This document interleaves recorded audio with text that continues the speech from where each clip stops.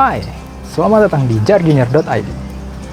Di video kali ini, gue bakal ngebahas tanaman yang benar-benar lucu, unik, dan gue yakin kalian udah punya tanaman yang satu ini, atau mungkin tanaman ini udah masuk ke wishlist kalian. Oke, langsung aja kita bahas Rhaphidophora tetrasperma. Loh Kang, bukannya itu monstera ya? Bukan. Ada yang memang menyebut tanaman ini dengan monstera minima, atau mungkin sebutan Philodendron ginei atau Monstera ginei. Namun sayangnya tanaman ini bukan monstera ataupun juga bukan philodendron. Yang tepat adalah genusnya Rhaphidophora dan dengan spesies tetrasperma.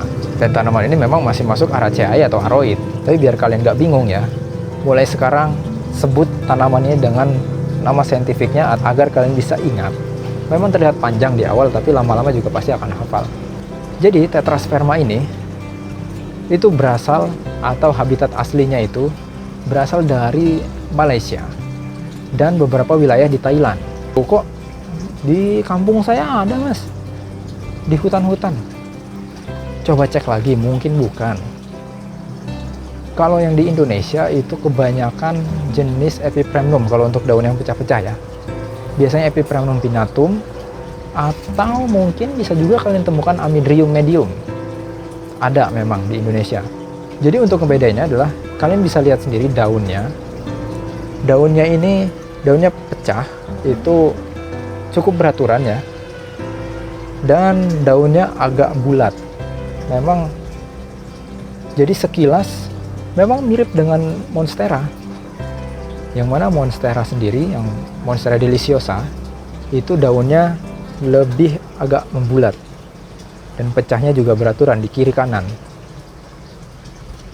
Lalu ada juga kembaran dari tetrasperma ini, namanya Rhaphidophora pertusa.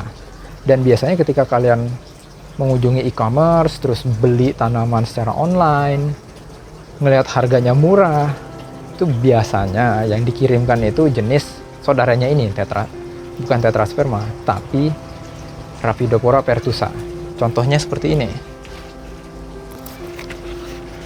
Nah, bisa dilihat kalau dari samping sebelahan kelihatan ya berbeda, dan daunnya pertusa itu agak lonjong.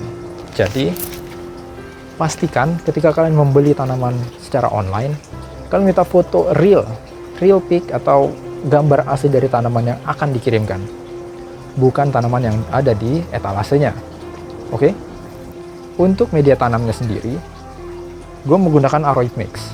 Gue menggunakan beberapa bahan yang ngebuat media tanam ini benar-benar poros.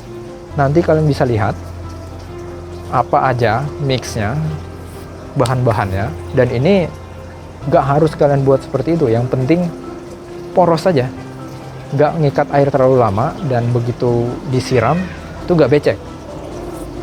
Karena pada umumnya aroid itu suka dengan media tanam yang lembab tapi nggak basah, nggak terlalu basah.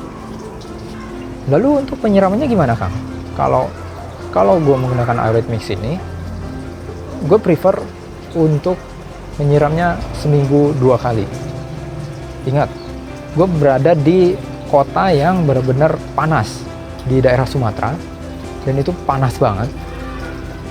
Jadi dengan soil mix yang seperti ini aja, gue masih kasih jarak. Bukan berarti harus sehari 2 hari sekali, enggak. Seminggu 2 kali cukup.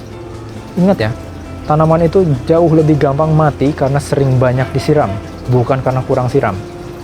Jadi, untuk itu kalian harus cek lokasi di mana kalian berada. Misalnya di wilayah pegunungan, cukup adem, mungkin bisa aja 5 hari atau seminggu sekali. Jadi selalu sesuaikan dengan kondisi lingkungan kalian. Nah, untuk cahayanya, mereka butuh tempat yang terang tapi nggak kena matahari secara langsung. Misalnya kalian bisa taruh di teras rumah, dan apabila kalian taruh di dalam ruangan, bisa kalian taruh di dekat jendela. Tapi ingat, jangan sampai terlalu lama terkena matahari langsung. Itu pertumbuhannya itu cukup cepat.